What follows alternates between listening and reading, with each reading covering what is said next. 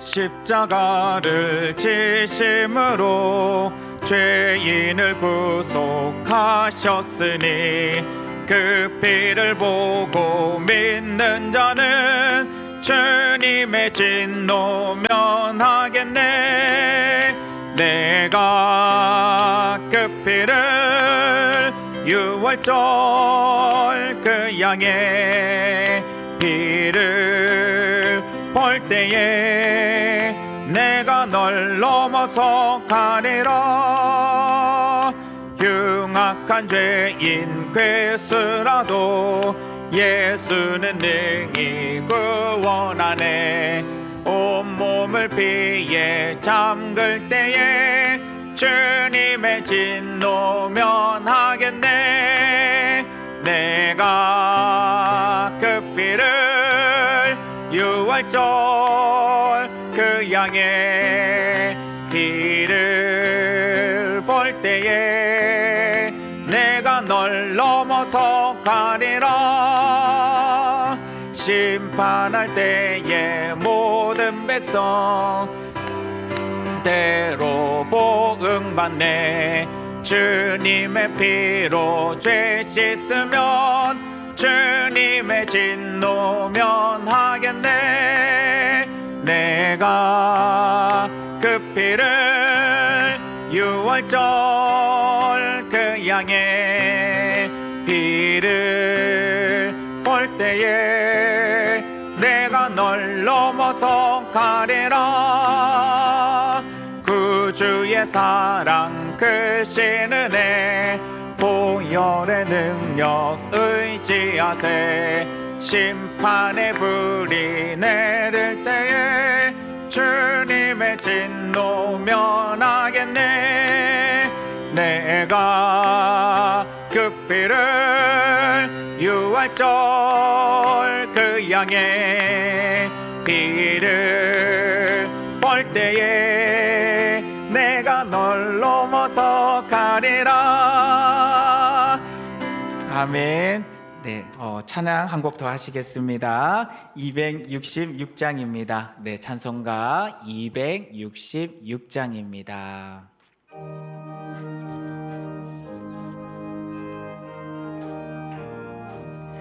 주의 피로 이룬 샘물 참 깊고 넓도다. 구원하는 그 신능력 다 찬송할지라. 찬송하세 주의 보혈 그 샘에 지금 나가. 죄의 깊이 빠진 이 몸 그 피로 씻어 맑히네. 죄악 세상 이김으로 거룩한 길 가는 나의 마음 성전 삼고 주께서 계시네. 찬송하세 주의 보혈 그 샘에 지금 나가. 죄의 깊이 빠진 이 몸 그 피로 씻어 맑히네. 주 예수를 깊이 아는 놀라운 그 은혜. 하늘나라 즐거움이 매일 새롭도다. 찬송하세 주의 보혈 그 샘에 지금 나가. 죄의 깊이 빠진 이 몸 그 피. 우리 1절부터 다시 한번 찬양하겠습니다. 주의 피로 이룬 샘물 참 깊고 넓도다. 구원하는 그 신능력 다 찬송할지라. 찬송하세 주의 보혈 그 샘에 지금 나가. 죄의 깊이 빠진 이 몸 그 피로 씻어 맑히네. 죄악 세상 이김으로 거룩한 길 가는 나의 마음 성전 삼고 주께서 계시네. 찬송하세 주의 보혈 그 샘에 지금 나가. 죄의 깊이 빠진 이 몸 그 피로 씻어 맑히네. 주 예수를 깊이 아는 놀라운 그 은혜 하늘나라 즐거움이 매일 새롭도다. 찬송하세 주의 보혈 그 셈에 지금 나가 죄의 깊이 빠진 이 몸 그 찬송하세 주의 보혈 찬송하세 주의 보혈 그새 지금 나가 죄의 깊이 빠진 이 몸 그 피로 씻어 맑히네. 아멘. 우리 다 함께 새롭게 번역된 사도신경으로 우리의 신앙을 고백하겠습니다. 나는 전능하신 아버지 하나님 전지의 창조주를 믿습니다. 나는 그의 유일하신 아들 우리 주 예수 그리스도를 믿습니다. 그는 성령으로 잉태되어 동정녀 마리아에게서 나시고 본디오 빌라도에게 고난을 받아 십자가에 못 박혀 죽으시고 장사된 지 사흘 만에 죽은 자 가운데서 다시 살아나셨으며 하늘에 오르시어 전능하신 아버지 하나님 우편에 앉아 계시다가 거기로부터 살아있는 자와 죽은 자를 심판하러 오십니다.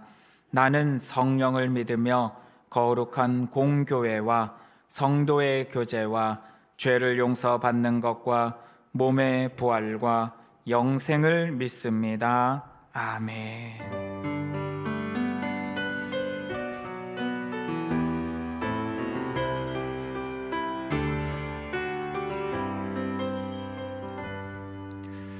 찬송가 453장 함께 찬양하겠습니다.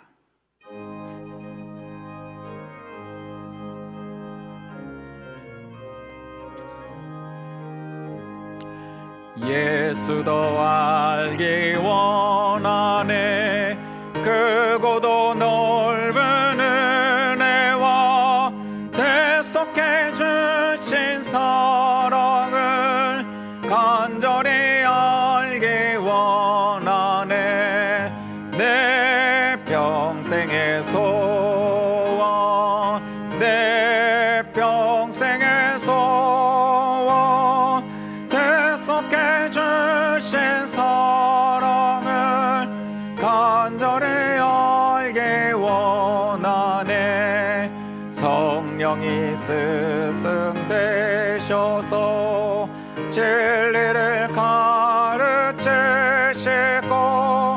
거룩한 뜻을 깨달아 예수를 알게 하소서 내 평생의 소원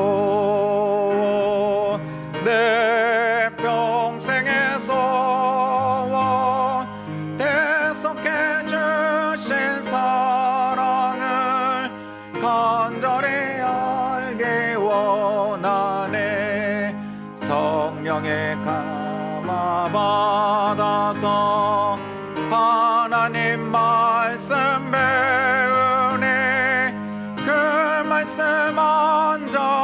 안절안절히 내 맘에 겨운 되도다 내 평생의 소원 내 평생의 소원 대속해 주신 사랑을 간절히 알기 원하네 예수가 계신 보좌는 영광에 둘러 있도다 평화의 왕이 오시니 그 나라 왕성하도다 내 평생의 소원 내 평생의 소원 대속해 주신 사랑을 간절히 알기 원하네.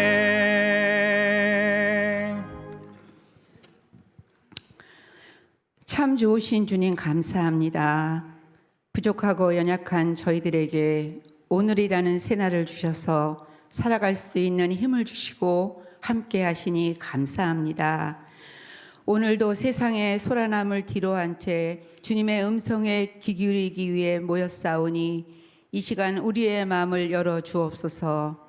아버지 하나님, 우리 교회가 빛과 소금의 역할을 감당하는 교회 되게 하시고 서로 격려하며 세워주는 따뜻한 사랑이 넘치는 성도들이 되게 하옵소서. 이 나라 이 민족 위에도 함께 하셔서 갈등이 치유되고 복된 땅이 되게 하옵소서. 이 시간 말씀을 전하실 목사님, 주님의 성령의 능력을 주셔서 우리 영혼의 양식이 되게 하여 주옵소서. 이 모든 말씀 우리 주 예수님의 이름으로 기도드립니다.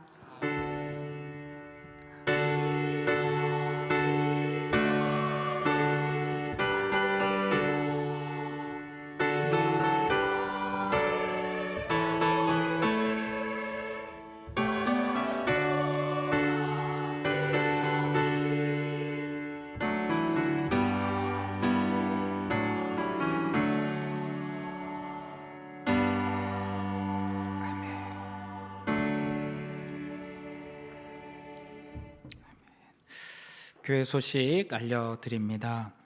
주보를 참고해 주시길 부탁을 드리는데 지금 이제 구역장 교육이 시작이 되었습니다.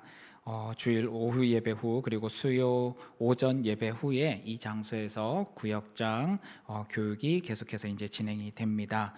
그리고 1인 1동아리 신청 지금 받고 있습니다. 우리 로비의 게시판에 성함을 적어서 신청해 주시면 될 것 같습니다. 그리고 광림숲 작은 도서관에서도 문화센터 수강생 모집 중에 있습니다. 3월 1일부터 3월 31일까지 모집 기간이니까 잘 참고하셔서 신청해 주시면 될 것 같습니다. 우리 예배 안내부에서 함께 헌신해 주실 봉사자를 찾고 있습니다. 혹시 예배 안내로 봉사하시고자 하시는 분들께서는 저한테 연락해 주시면, 그리고 사무실에 연락해 주시면 될 것 같습니다. 토요일 생활 전도가 다시 시작이 됩니다. 매주 토요일 교회 주변을 깨끗이 청소하고 교회를 알리면서 전도하는 생활 전도가 진행이 되고 있고요. 오전 9시 30분에 교회에서 출발하여서 교회 주변을 청소하고 있습니다. 저희가 겨울 동안은 추워서 이제 잠시 방학을 했었더니 아주 지저분해졌습니다. 또 교회를 깨끗하게 하시고자 하시는 마음이 있으신 분들은 함께 오셔서 동참해 주시면 좋을 것 같습니다. 초등부 세봄 성경학교, 그리고 우리 교육부에서 또한 개학 부흥회가 지금 진행이 됩니다. 이번 주 금요일에 저녁 8시 30분에 박현동 목사님 오셔서 우리 아이들이 개학한 기념으로 우리 부흥회 진행이 되는데 우리 어른들, 특별히 학부모님들께서도 꼭 함께 참여해 주셔서 함께 말씀 듣고 기도해 주시는 시간 가졌으면 좋겠습니다. 그리고 토요일에도 저녁 7시에 이어서 함께 진행이 됩니다. 오는 주일에는 중고등부 연합 찬양 예배가 부엘세바홀에서 드려지게 됩니다. 2부와 3부의 그 시간대가 겹치게 되는데 그 시간대 부엘세바에서 예배 드리시는 분들께서는 그날은 좀 양해해 주시고 본당에 오셔서 예배 드려 주시기를 부탁을 드리겠습니다. 다른 교회 소식은 우리 주보를 참고해 주시기를 부탁을 드리겠습니다. 오늘 우리가 함께 읽을 말씀은 고린도전서 11장 1절에서 16절의 말씀입니다. 고린도전서 11장 1절에서 16절의 말씀입니다. 신약성경 274쪽입니다. 우리 한 절씩 교독해서 읽겠습니다. 내가 그리스도를 본받는 자가 된 것 같이 너희는 나를 본받는 자가 되라. 모든 일에 나를 기억하고 또 내가 너희에게 전하여 준 대로 그 전통을 너희가 지킴으로 너희를 칭찬하노라. 그러나 나는 너희가 알기를 원하노니 각 남자의 머리는 그리스도요 여자의 머리는 남자요 그리스도의 머리는 하나님이시라. 쓰고 기도나 예언을 하는 자는 그 머리를 욕되게 하는 것이요 무릇 여자로서 머리에 쓴 것을 벗고 기도나 예언을 하는 자는 그 머리를 욕되게 하는 것이니 이는 머리를 민 것과 다름이 없음이라. 만일 여자가 머리를 가리지 않거든 깎을 것이요 만일 깎거나 미는 것이 여자에게 부끄러움이 되거든 가릴지니라. 남자는 하나님의 형상과 영광이니 그 머리를 마땅히 가리지 않거니와 여자는 남자의 영광이니라. 남자가 여자에게서 난 것이 아니요 여자가 남자에게서 났으며 또 남자가 여자를 위하여 지음을 받지 아니하고 여자가 남자를 위하여 지음을 받은 것이니 그러므로 여자는 천사들로 말미암아 권세 아래 있는 별을 그 머리 위에 둘지니라. 그러나 주 안에는 남자 없이 여자만 있지 않고 여자 없이 남자만 있지 아니하니라. 이는 여자가 남자에게서 난 것이 아니 남자도 여자를 말미암아 났음이라. 그러므로 모든 것은 하나님에게서 났느니라. 너희는 스스로 판단하라. 여자가 머리를 가리지 않고 하나님께 기도하는 것이 마땅하냐? 만일 남자에게서 긴 머리가 있으면 자기에게 부끄러움이 되는 것을 본성이 너에게 가르치지 아니하느냐? 만일 여자가 긴 머리가 있으면 자기에게 영광이 되나니 긴 머리는 가리는 것을 대신하여 주셨기 때문이니라. 함께 읽겠습니다. 논쟁하려는 생각을 가진 자가 있을지라도 우리에게나 하나님의 모든 교회에는 이런 관례가 없느니라. 아멘.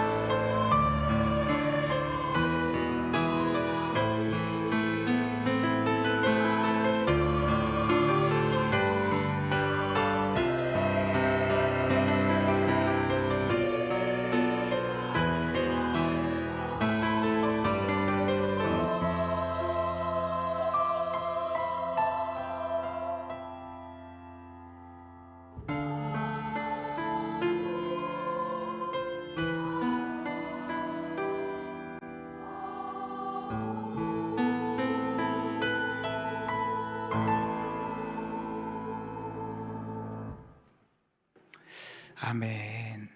우리 함께 기도하겠습니다. 사랑과 은혜가 풍성하신 주님 감사합니다. 오늘도 아버지의 말씀을 듣고자 함께 모였습니다. 아버지의 말씀을 듣기 앞서서 우리가 찬양으로 주님께 영광 돌렸습니다. 주님께서 우리에게 맡겨주신 그 사명을 잘 감당해 나갈 수 있기를 원합니다. 예수의 십자가 사건이 있었기에 그 고통을 감내해 주셨기에 우리가 구원받은 존재가 되었음을 기억하기에 오늘도 이 찬양의 가사를 기억하며 또 말씀을 붙잡고자 나왔사오니 주여 오늘 우리의 모든 영적인 시간들을 붙잡아 주시옵소서. 또한 빈손으로 오지 않고 아버지 앞에 귀한 예물 드린 손길도 있습니다. 기쁘게 받아주시고 날마다 주의 은혜 아래 그 만나와 맺추라기로 기쁨 가운데 살아갈 수 있도록 성도들의 삶을 지켜 인도하여 주시옵소서. 감사드리며 살아계신 우리 주 예수님 이름으로 기도드립니다. 아멘. 사순절이 되어서 그런지 오늘 찬양도 너무나 십자가 예수 그리스도의 사랑을 다시금 되새기게 만드는 찬양이었습니다.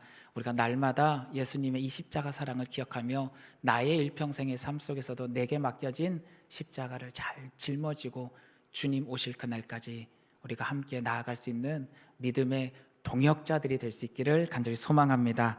아멘. 우리가 계속해서 수요 예배 가운데 우리 부목사님들과 말씀을 나눌 때 우리 고린도전서, 우리 서신서 말씀을 함께 나누고 있습니다. 고린도 교회가 참 은혜 받은 교회이지만 동시에 그 은혜 받은 수많은 은사들을 참 잘못 사용하다가 사도 바울에게 오늘 굉장히 많이 혼나는 것을 보게 됩니다. 오늘 말씀에서도 바로 이런 잘못된 신앙의 관점으로 말미암아 고린도 교회가 여러 가지 분란이 일어나는 상황이 발생해서 사도 바울에게 이런 문제는 어찌 해결하면 좋을까요? 질문을 했고 거기에 대해서 사도 바울이 답변하는 내용이 이어집니다. 우리 입장에서 볼 때는 굉장히 뜬금없는 이야기 같이 느껴질 거예요. 뭘 이야기하고 있나요? 11장 말씀을 보면은 여자가 머리를 가리는 것에 대한 문제를 오늘 언급하고 있습니다. 자, 여기서 지금 예배 드리시는데 우리 여성 자매님들 중에서 머리 가리고 예배 드리시는 분 손 한번 들어 주십시오. 아이고, 제가 이렇게 보니까 한 두 분, 세 분 이렇게 계시는 것 같아요. 여러분, 사도 바울은 머리 가리고 하라는데 왜 다 머리 안 가리고 하셨어요? 예, 우리가 말씀을 이렇게 보면은 가끔은 좀 갸우뚱할 만한 말씀들이 좀 있기는 합니다. 오늘 말씀이 바로 그런 말씀일 것 같아요. 여성이 머리를 가리고 예배드리는 게 도대체 무슨 문제가 있는 것이고 왜 이렇게 가리라 이야기하는 걸까? 사실 사도 바울이 오늘 하는 이 이야기에 따르면 우리는 지금 우리 여성 동지들께서는 머리를 안 가리셨으니까 이 사도 바울한테 책망받아야 될 일인데 이거 왜 이렇게 하는 걸까? 그래서 오늘 말씀을 좀 다시 한번 꼼꼼하게 살펴봤으면 좋겠어요.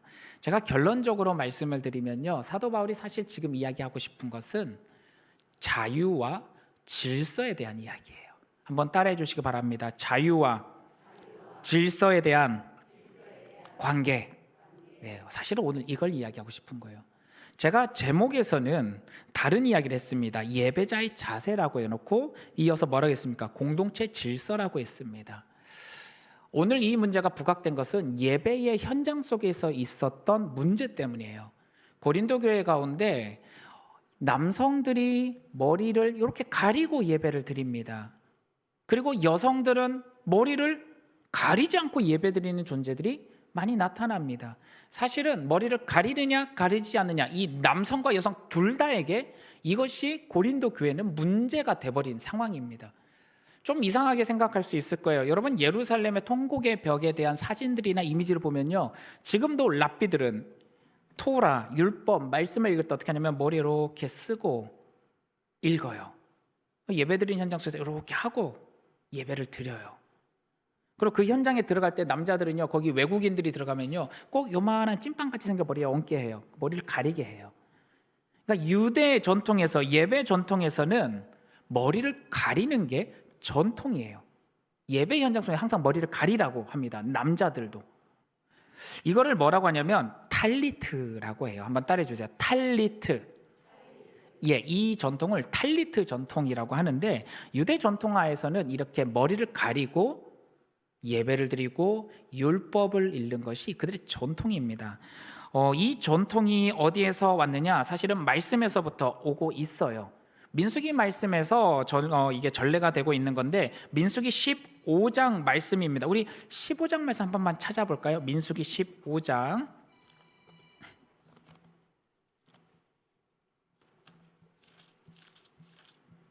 네, 민수기 15장.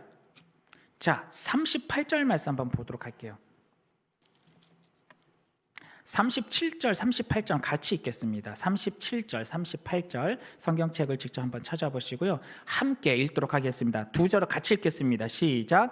여호와께서 모세에게 말씀하여 이르시되 이스라엘 자손에게 명령하여 대대로 그들의 옷단 귀에 술을 만들고 청색끈을 그 귀술에 더하라 이야기하고 있습니다. 여기서 옷단 끝에 술을 단다라고 해놨잖아요. 그들이 머리에 쓰는 그 천 끝에다가 이 술을 달아요. 그리고 그들이 말씀을 읽을 때마다 여호와 하나님께서 말씀하셨던 것 때문에 이 술을 단 수건으로 머리를 딱 가리고 그 다음부터 말씀을 읽어 들어가기 시작을 하는 겁니다. 그래서 이 전통이 이 술을 단 이 천을 머리에 쓰면서 예배드리는 전통이 이들이 바로 탈리트라는 명칭으로 사용했고, 이거는 유대 전통 안에서 계속해서 이어져 오는 예식 전통이에요. 그래서 예수님도 어쩌면 이사야 말씀을 이렇게 회당에서 읽으실 때 머리에 쓰시고 읽었을 확률이 높아요. 그러니까 이스라엘 사람들은 이게 일방적인 거고 보통이고, 이게 하나님의 말씀을 공경하고 경외한다는 의미로 사용되는 거예요. 그러니까 이게 경건의 모습이에요. 그래서 좀 경건하게 말씀을 읽고 경건하게 예배드리겠다 생각하면은 이 탈리트 전통을 따라서 옷기에 술을 단 이 천을 머리에 탁 가리고 나는 지금부터 하나님의 말씀을 읽습니다, 하나님의 말씀에 순종하며 말씀이 있습니다 하면서 말씀을 읽어 나가는 거예요. 그러니 유대인들의 눈에 봤을 때는 이 머리에 수건을 쓰고 이 가리고서 읽는 모습이 얼마나 그가 하나님 말씀을 사모하며 순종하는 마음으로 말씀을 읽는다 생각하겠어요. 그러니까 이게 경건이에요. 근데 문제는 그 다음이에요. 지금 이 교회는 어디에 있는 교회예요? 고린도 지역이에요. 이스라엘 땅인가요? 아니에요. 다른 지역이에요. 이방 지역이에요. 이 땅에 와서 살아가는 이주민 유대인들 중에서 특별히 그리스도인이 된 사람들이 함께 모여서 예배드린 곳이 고린도 교회입니다. 유대 회당에서 하고 있나요? 아니에요. 유대교를 떠나서 예수를 믿겠다고 고백하고 모여있는 사람들이 함께 모여서 예배드리는데, 이들이 원래 이 배경은 어디예요? 유대교에서 나온 사람들이잖아요. 그러니까 유대인들이 원래 어려서부터 하던 대로 습관적으로 이렇게 쓰고서 말씀을 자꾸 읽는 거예요. 그런데 이방인 지역에서 이방인 출신 그리스도인들도 고린도교에 함께 있잖아요. 이들의 눈에서 봤을 때 좀 이상하게 보이기 시작하는 거예요. 그리고 교회 밖에 있는 이방인들이 그리스도인들이 모여있는 교회 공동체를 보니까 또 이상한 거예요. 왜냐? 이방인들은 머리에 쓰고서 제사 드리지 않습니다. 유일하게 누가 쓰느냐? 이방 종교 지도자인 제사장들이, 이방 종교의 제사장들이 머리에 쓰고서 예배를 드려요. 제사를 집도해요. 그러니까 이방인의 눈에서 봤을 때는 로마의 비밀 종교들이나 이런 사람들이, 제사장들이 이걸 하는데 유대인들이 똑같이 하고 있는 거예요. 그리스도인들이. 그러니까 이게 자꾸 혼란이 와요. 세상 사람들은 교회 잘 모르잖아요. 교회 잘 모르니까 교회에서 하는 것을 보고 자기 나름대로 추측하고 이야기해요. 야, 세상 사람들, 세상에 다른 종교하고 똑같아. 하나님 앞에 복 달라고 기도하는 거 똑같잖아. 뭐 이것저것 하는 거 똑같잖아. 돈 걷는 거 똑같잖아. 똑같은 관점에서 이야기해요. 그러니까 자꾸 어떤 일이 발생하냐? 오해가 생겨나기 시작해요. 교회 전통 안에 이 문제가 부각이 되기 시작해요. 그래서 남자들에게 있어서는 이방인의 땅에서 생활하고 이방인의 문화권 안에서 생활하다 보니까 이방인들은 머리에 수건을 쓰는 이 전통이 없기 때문에 이것을 굉장히 이상하게 생각하고, 오히려 이방 종교와 그리스도인들에 모여있는 이 예배 공동체가 똑같은 모습으로 비교되기 시작을 하니까 여기서 문제가 자꾸 발생하는 걸 놓고 어떻게 하면 좋을까 사도 바울에게 언급을 하고 질문한 거죠. 그리고 또 한 가지 문제가 생겨납니다. 어떤 문제인가요? 이제는 여성들에 대한 문제예요. 그러면 여성들은 어떻게 하느냐? 여성들도 머리에 수건을 벗어버리기 시작합니다. 근데 벗어버리는 이유가 좀 달라요. 남성들의 이유와 여성들의 이유는 좀 차이가 생기기 시작을 하는데, 첫 번째로 고린도 교회에 있었던 여성들이 머리에 쓰는 것을 벗어버리는 이유는 그들이 성령이 충만해서요. 재밌죠? 성령이 충만하니까 이걸 벗어버리기 시작합니다. 어떤 이유에서 벗어버리냐? 일단은 사도 바울이 남자들에게 너희가 이방인 종교와 문화적으로 좀 이렇게 충돌할 수 있으니까 아마 벗어서라 이런 이야기를 먼저 들었을 것 같아요. 그러니까 여성들 중에서 어떻게 하냐? 성령이 충만하고 은사가 충만하고 예언하기 시작하면서 여성들도 남성들과 똑같이 나도 벗어버리겠다고 벗어버리는 일이 발생하는 거예요. 남성들은 벗는데 우리는 왜 못 벗냐? 우리도 벗겠다. 나도 영성이 충만하고 이제 은사를 가지고 내가 성령을 가지고서 충만한 가운데 예언하고 남성들보다 때로는 더 충만한 모습을 내가 보이고 있으니까 나도 남성들과 똑같이 하겠다면서 벗어버리기 시작하죠. 그런데 여기서부터 문제가 생깁니다. 성령 안에서 은혜와 능력을 받아서 자유함을 받고 충만해지는 건 참 감사한데 동일하게 문제가 되는 게 뭐냐면 고린도 교회 지역이 문제인 거예요. 여성들이 이 머리를 가리고 예배드리는 이 제도를 벗어나서 이제는 이걸 벗고서 내 마음대로 예배드리겠다 하는 상황 속에 어떤 일이 발생하느냐? 이방인 출신 그리스도인들 혹은 교회 밖에 있는 이방인들이 그 모습을 보면서 여기서 또 의문이 생기기 시작하는 거예요. 왜냐? 그 지역의 문화를 조금 알면 이해가 됩니다. 고린도 지역에 있어서 머리를 가리는 것과 가리지 않는 것은 어떤 특별한 신분을 나타내는 표시입니다. 중동 지역, 특히 이 고대 중동 지역에 좀 공통적으로 이렇게 퍼져 있는 문화 풍습이에요. 뭐냐면 머리를 가리고 있다는 것은 결혼한 여성을 의미해요. 결혼했다라는 표현도 있지만요, 다른 말로 남편의 보호 아래 있는 여성이다, 혹은 아버지의 보호 아래 있는 여성이다라는 것을 표시하는 거예요. 이게 좀 심각한 문제가 있는 건데요. 왜 그러냐면 여러분, 중동 지역의 패권을 로마 시대 이전에 패권을 차지했던 큰 제국이 있었습니다. 어떤 제국이 있었나요? 아시리아 제국과 바벨로니아 제국이 있었죠. 이스라엘이 실제로 그곳에 포로로 끌려간 경험이 있었습니다. 심지어 아수르에서는 북이스라엘 아예 멸망까지 했었죠. 이런 거대 제국이 있었는데 이들의 특징 중에 한 가지가 뭐냐면 남성 우월주의 사회입니다. 굉장히 강합니다. 남성 우월주의가 굉장히 강하다 보니까 여성들을 어떻게 하느냐? 동등한 인간으로 보는 게 아니에요. 재산 목록처럼 봐요. 재산 목록처럼 본다는 말은 여성의 인권이 철저히 무너진 사회였다는 거죠. 그 로마 시대로 오면서 그게 많이 타파돼요. 로마는 생각보다 법치주의 국가이기 때문에 여성의 인권이 굉장히 올라와 있는 국가지만 중동 지역에는 아직 문화적으로 그런 관점이 살아있어요. 그래서 이런 사회 가운데 여성을 보호하기 위한 첫 번째 방법이 뭐였냐면 이 여성은 함부로 건드려서는 안 되는 여성이라는 걸 표시해야 돼요. 그 중에 한 가지가 바로 머리에 이렇게 쓰는 거예요. 쓰게 되면 이 여성은 남편이 있는 아내입니다. 종이나 혹은 신분이 낮은 여인이 아닙니다를 표시하는 거죠. 결혼하지 않은 딸들 역시 머리에 씁니다. 어떤 의미냐면 이 여인은 매우 높은 집안의 딸입니다라는 걸 표시해 주는 거예요. 우리로 치면은 조선시대 때 양반가 딸이니까 교수니까 함부로 대하지 마라 이 표시를 하는 거예요. 그래서 어떤 일까지 발생하느냐? 나중에요, 노예 출신, 천민 출신 여성들이 이런 남성들의 공격을 피하고자 그들도 이렇게 쓰다가 걸리면은 아주 그냥 혼이 나는 일이 발생하는 게 고 중동 지역의 고대 사회에 평준화되어 있는 문화예요. 이스라엘도 이 영향을 좀 받고는 있죠. 같은 문화권이니까. 그래서 결혼한 여성들은 이렇게 가리고서 머리에 이렇게 쓰고서 예배드리고 이렇게 다니는 거예요. 그럼 교회 현장, 예배 현장 안에서 이렇게 쓰고 있는 여성들은 어떤 여성인 거예요? 일단은 남편의 보호 아래에 있는 여성입니다라는 게 평균화되어 있는 문화이죠. 더욱이 이스라엘은 또 어떻게 해요? 하나님 앞에 예배드릴 때 이렇게 가리고서 경건의 모습으로 해왔잖아요. 그러니까 이게 전통이고 이게 문화예요. 그런데 어느 순간부터 나는 성령이 충만하고 하나님의 능력을 받은 존재로서 나는 자유함을 누리겠다, 남자들과 똑같이 나도 벗어버리겠다고 벗으면 이 여자를 바라보는 사람들의 시선은 어떤 시선을 가질까요? 첫 번째, 이 여인은 남편의 보호를 받지 않는 여인이다. 더 나아가서 성적으로 굉장히 자유한 여인이다라는 이미지를 가지게 됩니다. 그리고 또 한 가지, 신분을 나타낸다 했잖아요. 고대 사회 가운데 머리를 가리지 않고 막 다니는 여성들 중에 대다수는 낮은 노예 출시거나 아니면 술집 여인, 몸을 파는 여인들이 이렇게 다니는 거예요. 그러면 교회 밖의 여인들이 봤을 때 교회 안에 머리를 가리지 않고 있는 수많은 여성들을 보게 되면 그들은 무슨 생각할까요? 저 집단은 어떤 집단인가? 저 집단은 성적으로 문란한 집단이다라는 오해를 싸게 되는 거죠. 내부에 있는 사람들은 성령의 충만함 속에 우리도 예수 그리스도로 말미암아 자유함을 받았다 생각하며 벗은 거겠지만, 그 문화권 안에서는 어마어마한 오해를 불러일으키고 교회 공동체가 세상으로부터 어떤 취급을 받게 하는지 그대로 드러나게 하는 상황이 발생하죠.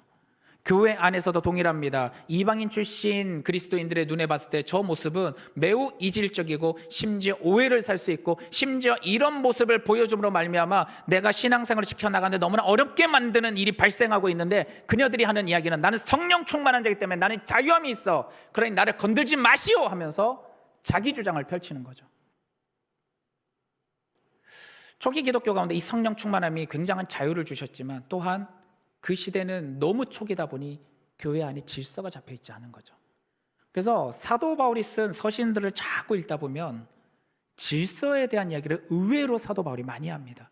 사실 사도 바울만큼 굉장히 혁신적이고 진보적인 이야기를 한 사람이 성경의 인물 가운데 많이 없어요. 여러분, 예수님의 제자들도 그렇게까지 진보적으로 이야기하지 않지만 사도 바울은 굉장히 진보적으로 이야기하거든요. 그럼에도 불구하고 그 문화권 안에서는 어떻게 하느냐? 자유와 질서에 대한 이야기를 항상 같이 이야기하는 겁니다. 그럼 그 관점에서 오늘 말씀을 좀 다시 살펴봤으면 좋겠습니다. 오늘 11장 1절 말씀 한번 같이 읽어보겠습니다. 11장 1절 말씀 같이 읽겠습니다. 시작. 내가 그리스도를 본받는 자 된 것 같이 너희는 나를 본받는 자가 되라. 사도 바울이 이야기합니다. 내가 그리스도를 본받는 자가 된 것 같이 너희는 나를 본받는 자가 되라. 사실 11장 1절의 말씀은 그 앞에 있는 내용들을 따라서 결론 짓는 말입니다. 그 앞에 있는 내용들을 놓고서 결론 지으면서 나는 그리스도를 본받았으니까 그런 나의 모습을 너희가 눈으로 보면서 나를 본받아서 결국 누구를 본받아라? 그리스도를 본받아라 이야기하는 거죠. 그러면서 첫 번째로 언급하고 있는 너희 가운데 있는 문제가 있었는데 그 문제에 대해서 내가 이야기할게. 첫 번째, 교회 안에 질서를 지키라는 거예요. 지금 이건 단순히 여성의 머리를 가리느냐 가리지 않느냐, 남성의 머리를 가리느냐 가리지 않느냐 문제가 아니라 교회 안에서는 너희가 질서를 지키며 나가야 된다라고 이야기하는 겁니다. 사도 바울만큼 자유, 죄로부터의 자유, 해방을 외친 사람이 어찌 질서를 이야기하느냐? 그건 바로 사도 바울이 이방인의 사도로서 생명을 구하는 선교 현장에 있는 존재이기 때문이죠. 교회 안에 모두가 통용되는 문화권 안에 있으면 이건 크게 문제될 일이 아닙니다. 그러나 수많은 이방인들과 접점이 있는 가장 선교의 그 영적인 전쟁 한가운데 있는 사도 바울 입장에서는 자유와 질서의 균형이 너무나 중요한 거죠. 오늘날 우리 교회 공동체 안에도 이 모습이 다시 회복되어야 됩니다. 우리 마음대로 자유롭게 생활하면 안 됩니다. 자유를 오도해서도 안 됩니다. 예수 그리스도께서 자유를 주셨고 성령이 우리를 자유케 하셨음에도 불구하고 그 자유를 오도하는 모습으로 나간다면 이건 우리는 하나님 앞에도 책망받을 모습이 될 것입니다. 어린아이가 자동차 키 들고 운전하는 거랑 똑같은 거죠. 정확한 교육을 받고 라이센스를 가지고서 정확한 질서 안에서 자유롭게 행할 때 그것은 힘이 있고 능력이 있고 귀한 일을 감당하지만 그렇지 않으면 사고만 일으키는 거죠. 그래서 사도 바울이 이야기하는 첫 번째 이야기로 남자들의 관계에 대해서부터 다시 시작을 하게 됩니다. 사도 바울은 자유와 질서의 관계 속에서 먼저 질서에 대해서 이야기하는데, 사도 바울이 이야기하는 질서는 어떤 관점에서의 질서인가? 우리가 바로 이 부분을 봐야 될 겁니다. 무절제한 상황 가운데 이제는 말씀, 복음 안에서 질서를 지켜나가기 시작하는데, 그 질서는 창조의 질서에서부터 시작을 합니다. 남과 여자의 관계 속에 하나님의 그 창조 질서, 성경 속에 있는 질서를 통해서 이들에게 너희가 어찌 해야 되는지, 사실은 관점에 대한 이야기를 먼저 하기 시작합니다. 3절과 4절 말씀입니다. 우리 한번 보시기 바랍니다. 3절과 4절. 3절 말씀 이렇게 표현합니다. 그러나 나는 너희가 알기를 원하노니 각 남자의 머리는 그리스도요 여자의 머리는 남자요 그리스도의 머리는 하나님이시라. 물은 남자로서 머리에 무엇을 쓰고 기도나 예언을 하는 자는 그 머리를 욕되게 하는 것이요 라고 선언하고 있습니다.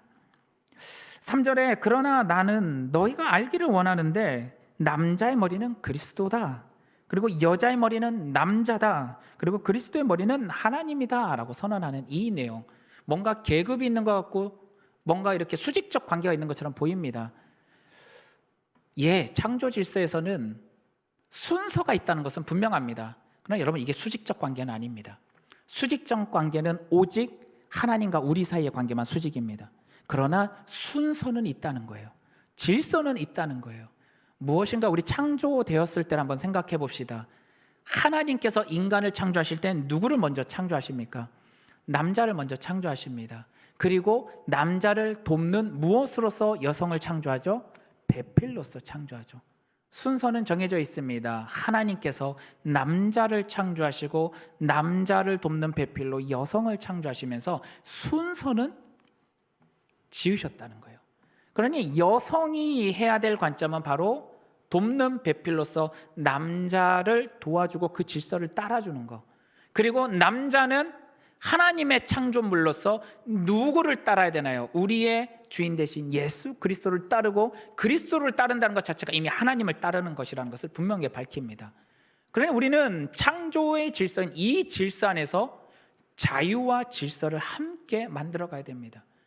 교회 안에서 여성들은 그럼 남성의 이야기만 듣고 남성을 따라야 되면 남성의 지배하에 있어야 됩니까? 그렇지 않아요. 그걸 말하는 게 아니에요. 무엇을 말하는 건가요? 그리스도를 온전하게 따라 나가는 남성들을 도와주는 역할로서 함께 해라라고 이야기하는 거죠. 그러면 그리스도를 따르는 남성들, 그러면 그리스도를 따르지 않는 남성과 여성의 관계는 어떻게 되나요? 이거는 예외 이야기인 거예요. 그래서 교회 공동체 안에서는 주의 말씀을 따라서 순종하며 나가려 하는 귀한 남편들, 혹은 교회 공동체 안에 하나님의 말씀을 따라 몸부림치고 있는 하나님의 사람들을 먼저 따르고 그들의 머리가 그리스도임을 인정하는 것으로서 여성들도 그들의 질서 아래서 함께 나가기를 권면하고 있는 거죠. 질서가 없으면요, 여러분, 끝장나게 나갑니다. 그리고 때로는 그 질서가 필요한 거예요. 우리 여기 계시는 여성 성도님들께 말씀을 드립니다. 남성들을 그리스도를 보듯이 봐주십시오.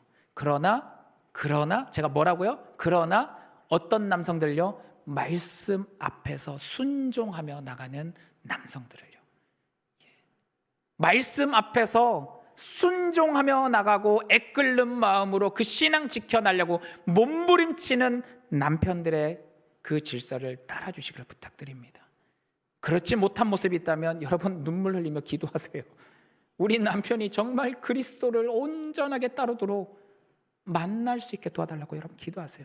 사도 바울이 말하고 있는 그리스도를 본받는 모습이 남편들에게 있어야 돼요. 그런 남성들을 따르는 거지, 그리스도를 따르지 않고 세상 질서 따르고 있는 남성들을 그대로 같이 따라가는 그리스도인 여성들도 많아요. 잘못된 길임을 알고 있음에도 불구하고 그거 좋은 이득 얻는다고 그대로 따라가는 모습이 있으면요, 오늘 똑같은 상황인 거예요. 소재만 머리에 뭘 가리느냐 안 가리느냐인 거지 똑같은 거예요. 나는 예수로 말미암아 자유를 받았으니까 내 마음대로 살아도 되니까 내 남편을 통해서 바라볼 때 이게 이득이 되고 좋은 것 같으니까 난 그걸 따르겠다. 여러분, 그러면 망하는 지름길입니다. 자유와 질서, 이 두 가지 이야기를 계속해서 머릿속에 기억하면서 오늘 말씀을 보셔야 돼요. 그리스도를 머리로 삼고 있는 남성들의 지도하에서 함께 나가는 그리스도인 여성들이 되어야 될 것입니다. 이 모습을 위해서 우리가 함께 나가며, 만약 그렇지 못한 모습이 있다, 여러분의 십자가입니다. 철저하게 남성들이, 사랑하는 남편이, 사랑하는 가족들이 그리스도가 머리가 될 수 있게 해달라고 여러분 철저히 기도하시기를 부탁을 드립니다. 오늘 이 역사 안에서, 이 질서 안에서 먼저 여성들에게 요청을 하고 있는 것이고, 동일하게 남성들에게도 이야기합니다. 너의 머리가 그리스도라면, 정말 너가 그리스도의 영광을 위하여 살아가고 그 질서 안에서 살아가는 존재라면, 너희 머리에는, 너의 그 마음 가운데는 이미 그리스도의 영광이 함께 임재하고 있으니 그 은혜를 가릴 이유가 없다. 그러니 벗어라 이야기하는 거죠. 유대인 문화권에서는 이게 쓰는 게 뭐라고 했나요? 경건이라고 했습니다. 그러나 내 안에 그리스도의 영광이 가득한 존재라면 굳이 이방인 사람들의 눈에 오해를 일으키면서까지 할 필요가 없으니까 벗어라. 그리고 너희의 영광 대신 그리스도의 영광을 마음껏 보여라. 무언가요? 절대적인 규칙이 아니라 하나님의 영광의 모습 속에 얼마든지 자유함을 누릴 수 있다는 것을 함께 이야기합니다. 그리고 오히려 가리지 않는 게 이방 종교와 오해 사지 않고 하나님께로 예수께로 오려고 했던 이방인들이 오해함으로 말미암아 돌아가는 일이 발생하지 않고 오히려 주님께로 나아올 수 있는 길이 되니까 그것은 얼마든지 수용할 수 있는 것이다라고 이야기하는 것이죠. 그러니 말씀 가운데서 이것이 죄냐 아니냐의 문제가 아니라면 상황과 여건에 따라서 자유함을 누릴 수 있는 것, 이건 역시 그리스도인들에게 참 필요한 자유입니다. 동시에 이 자유도 창조의 질서의 기준 안에서 봤을 때 자유를 해야 되지, 내가 자유를 가지고 있으니까 내 마음대로 하겠다 하면서도 오해를 불러 일으키면서까지 주장하고 나간다면 그것은 오히려 질서를 어지럽히는 일이라는 것, 이 두 가지 관점 꼭 보시기를 부탁을 드리겠습니다. 그러므로 남자는 머리를 가리는 것을 내렸을지라도 이제는 내 머리가 그리스도이라는 것을 기억하며 나간다면 가리지를 않아도 우리는 평상시에 어떤 삶을 살아야 되는 겁니까? 경건의 모습을 회복해야 되는 거죠. 머리 가리는 이유가 뭐였다고요? 경건한 모습을 보이기 위해서. 그런데 내 안에 그리스도의 영광이 있고 내 머리가 그리스도라면 머리를 가리지 않아도 내가 그리스도를 드러내는 존재이니까 그러면 평상시 내 삶은 어떤 삶이 돼야 된다고요? 경건의 삶, 가리나 가리지 않으나 무엇을 드러내는? 그리스도의 영광을 드러내는 경건의 삶이 되어야 된 것을 반증적으로 설명하고 있는 겁니다. 이게 남성들에게 요청하는 겁니다. 여러분, 우리 남성 여러분, 언제나 여러분이 그리스도가 여러분의 머리 되신다는 사실을 기억하면서 누가 보든 보지 않든 내가 가림으로 내가 예배드리는 존재입니다 표시를 안 할지라도 경건의 모습을 회복하는 존재가 될 수 있기를 간절히 소망합니다. 이것이 남성들이 지켜야 될 자유와 창조의 질서입니다. 또한 여성들도 동일합니다. 성령의 은혜 안에서 놀라운 은사적인 역사가 나타나도 여러분 그 자유를 누릴지라도 여러분 질서 안에서 유지하며 나가길 바랍니다. 질서가 없는 자유는 브레이크 없는 차량과 똑같습니다. 그러니 특별히 요청합니다. 우리 여성 여러분, 하나님의 성령이 충만하면 충만할수록 말씀의 질서 안에서 나아가시길 바랍니다. 남성이 여성의 머리가 된다라는 이 창조의 질서는 어쩌면 스스로에게 브레이크 거는 것일 수도 있습니다. 물론 오늘날 시대는 조금 다른 이야기입니다. 그 시절에는 여성들이 보호받기 위해서는 누구의 보호가 필요했나요? 남성들의 보호가 필요한 시대입니다. 남성의 보호가 없으면 여성들이 스스로를 보호할 수 있는 힘이 없던 시대고 제도가 없었고 법이 없었기 때문에 어떻게든 남성의 보호 아래에 있어야 지켜질 수 있었고 평안할 수 있기 때문에 사도 바울은 그 관점에서 특별히 그리스도를 온전하게 섬겨가는 남성들을 너희의 머리로서 그 질서 안에서 함께 나가라 라고 요청한 겁니다. 그러면 오늘날은 어떨까요? 이제는 제도가 생기고 법이 생겼고 여성들도 인권을 충분히 보호받기 시작하고 말을 주장할 수 있는 시대가 되었습니다. 그러면 이제는 그런 시대가 되었으니까 남성들의 보호도 없이 내 마음대로 나가겠다. 여러분, 또다시 폭주하는 겁니다. 이제는 성경에서 이렇게 표현합니다. 남성과 여성의 관계가 창조 질서 안에서는 남성 안에서 여성이 나왔으니 남성의 이야기를 들어라 라고 있지만 사도 바울이 그걸로 끝이 아니에요. 뭐라고 설명을 하고 있느냐? 우리 말씀 한번 다시 보겠습니다. 10절 말씀 보겠습니다. 본문의 10절 말씀, 11절 말씀, 12절 말씀인데요, 우리 10절 말씀부터 우리 한 절씩 좀 천천히 읽어보겠습니다. 10절입니다. 시작. 그러므로 여자는 천사들로 말미암아 권세 아래에 있는 표를 그 머리 위에 둘지니라. 그러나 주 안에는 남자 없이 여자만 있지 않고 여자 없이 남자만 있지 아니하니라. 이는 여자가 남자에게서 난 것 같이 남자도 여자로 말미암아 났음이라. 그리고 모든 것은 하나님에게서 났느니라. 아멘. 뭐라고 이야기하나요? 처음에 창조 질서에서는 여자는 누구에게서 났다 얘기했나요? 남자에게서 났다라고 이야기하지만 사도 바울이 또 하나 뒤에서 이어서 말합니다. 뭐라고요? 여자가 남자에게서 난 것 같이 남자도 누구에게서 났다고요? 여자에게서 났다. 남자가 여자에게서 나는 건 역시 누구의 질서인가요? 하나님 창조 질서입니다. 남자가 남자에게서 나온다는 이야기 들은 적 있으신가요? 없어요. 창조 질서는 남자도 여성에게서 나잖아요. 결국은 뭐예요? 여성도 남성에게서 나왔듯이 남성도 여성에게서 나왔듯이 결론은 둘 다 똑같다. 둘 다 누구에게서 난 거다? 실상은 하나님께로부터 나온 피조물이라는 거죠. 그러면 남성이나 여성이나 사실은 성령 안에서 하나님 앞에서 바라볼 때는 동등한, 평등한 하나님의 자녀라는 결과로 맺게 되는 거죠. 그러니 성경에서 여성들은 남성의 지배를 받아라 했다 이렇게 주장하면 될까요, 안 될까요? 아니에요. 서로 겸손하게 뭐 하는 것? 섬겨주는 거예요. 이걸 사도 바울이 굉장히 잘 표현한 데가 있어요. 어디일까요? 에베소서 말씀이잖아요. 우리 에베소서 5장 22절 한번 잠깐 펴볼까요? 에베소서 5장 22절. 에베소서 5장 22절. 아내와 남편들에게 이야기합니다. 22절부터 우리 한 절씩 좀 읽어볼 건데요. 자, 제가 먼저 읽어보겠습니다. 여러분 한번 귀로 들어보시기 바랍니다. 아내들이여 자기 남편에게 복종하기를 주께 하듯 하라. 이는 남편이 아내의 머리됨이 그리스도께서 교회의 머리됨과 같음이라. 그가 바로 몸의 구주시니라. 그러므로 교회가 그리스도에게 하듯 아내들도 범사에 자기 남편에게 복종할지니라. 남편들아 아내 사랑이를 하기를 그리스도께서 교회를 사랑하시고 그 교회를 위하여 자신을 주신같이 하라. 이는 곧 물로 씻어 말씀으로 깨끗하게 하사 거룩하게 하시고 자기 앞에 영광스러운 교회를 세우사 티나 주름 잡힌 것이나 이런 것들이 없이 거룩하고 흠이 없게 하려 하심이라. 그리고 28절은 다 같이 읽겠습니다. 28절 같이 읽겠습니다. 시작. 이와 같이 남편들도 자기 아내 사랑하기를 자기 자신과 같이 할지니 자기 아내를 사랑하는 자는 자기를 사랑하는 것이라. 아멘. 남편들은 아내를 위해서 어떻게 하라고요? 온 목숨 다 바쳐 뭐하라? 사랑하라. 아내들은 남편을 어떻게 하라고요?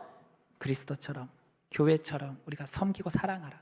결론은 뭐예요? 남성과 여성이 모두 성령 안에서 충만히 나가며 서로 사랑하고 아끼고 돌보는 관계가 되라는 거예요.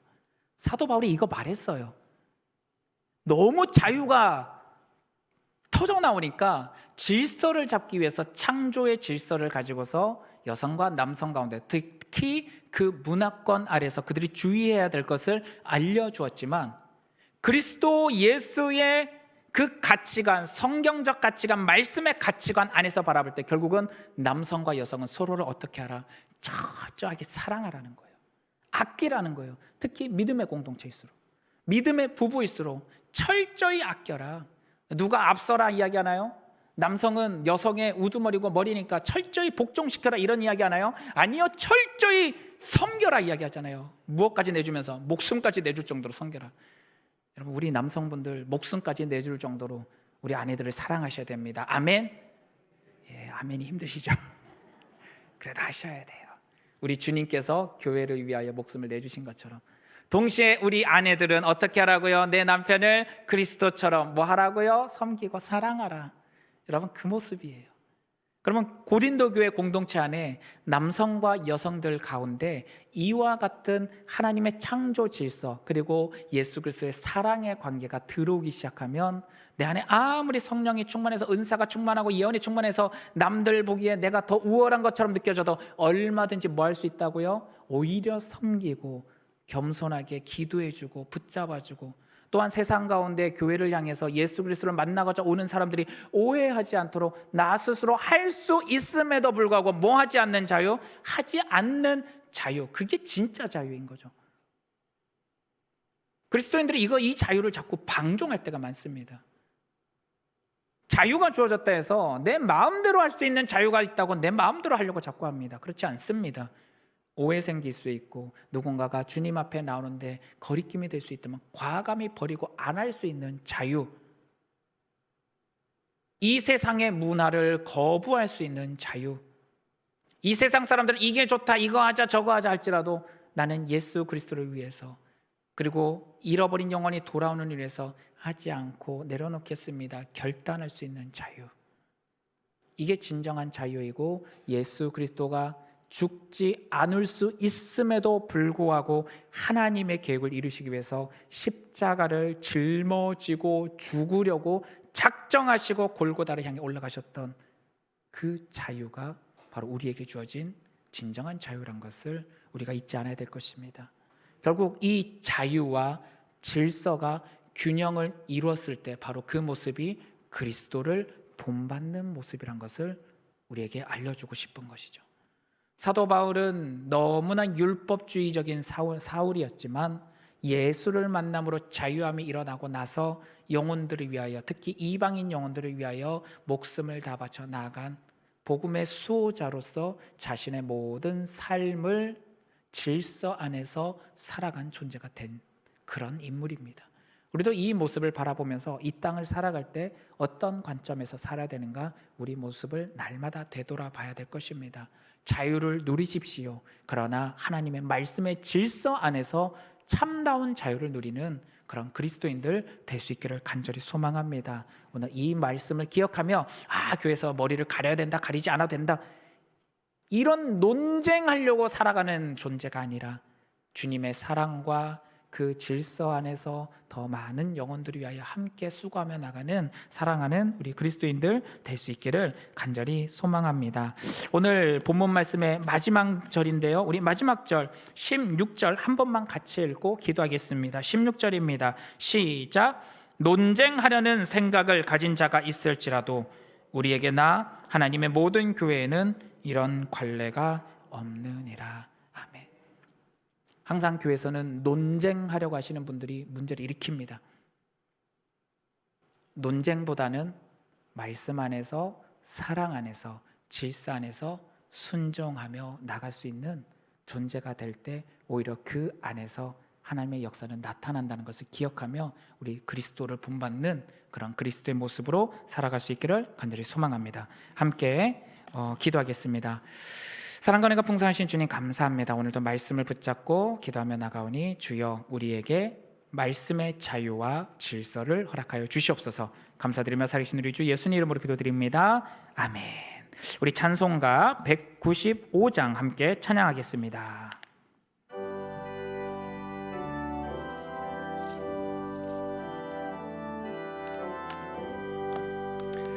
성령이여 우리 찬송 부를 때 진심으로 찬양하게 하소서. 성령이여 우리 기도 드릴 때 우리 곁에 계셔 일러주소서. 성령이여 우리 성경 읽을 때 그 속에서 빛을 보게 하소서. 성령이여 우리 전도할 때에 지혜로운 말씀 주시옵소서. 성령이여 우리 겸손해져서 우리 주와 같이 되게 하소서.